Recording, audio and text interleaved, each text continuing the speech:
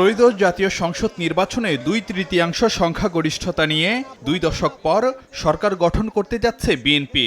সংখ্যাগরিষ্ঠ দলের নেতা হিসেবে সরকার প্রধান বা প্রধানমন্ত্রী হিসেবে শপথের অপেক্ষায় বিএনপি চেয়ারম্যান তারেক রহমান।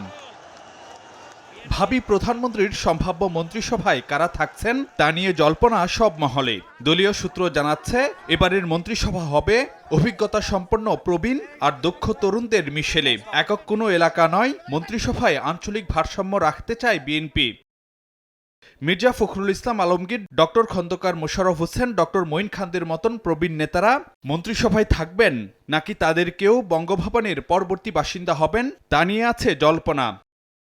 দলের সর্বোচ্চ নীতি নির্ধারণী ফোরাম স্থায়ী কমিটির সদস্য সালাহউদ্দিন আহমদ, আমির খসরু মাহমুদ চৌধুরী, মির্জা আব্বাস, ইকবাল হাসান মাহমুদ টুকু, গয়েশ্বর চন্দ্র রায়, ডাক্তার AJM জাহিদ হোসেনকে বিবেচনা করা হচ্ছে গুরুত্বপূর্ণ মন্ত্রণালয়ের দায়িত্বে। ডেন্টিস্টের পরামর্শ নাও নতুন কোলগেট অ্যাক্টিভ সল্ট।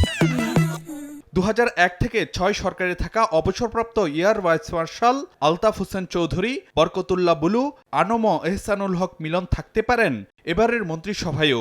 আলোচনায় আছেন শহীদউদ্দিন চৌধুরী অ্যানি, ইশরাক হোসেন, ডক্টর রেজা কিবরিয়া। জোট সঙ্গীদের মধ্য থেকে আলোচনায় ববি হাজ্জাজ, আন্দালিব রহমান পার্থ, নুরুল হক নূর।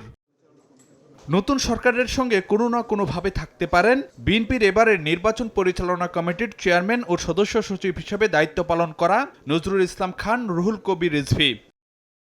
নতুন ক্যাবিনেটের সম্ভাব্য টেকনোক্র্যাট সদস্য হিসেবে আলোচনায় মাহাদি আমিন, হুমায়ুন কবির, AKM ওহিদুজ্জামান।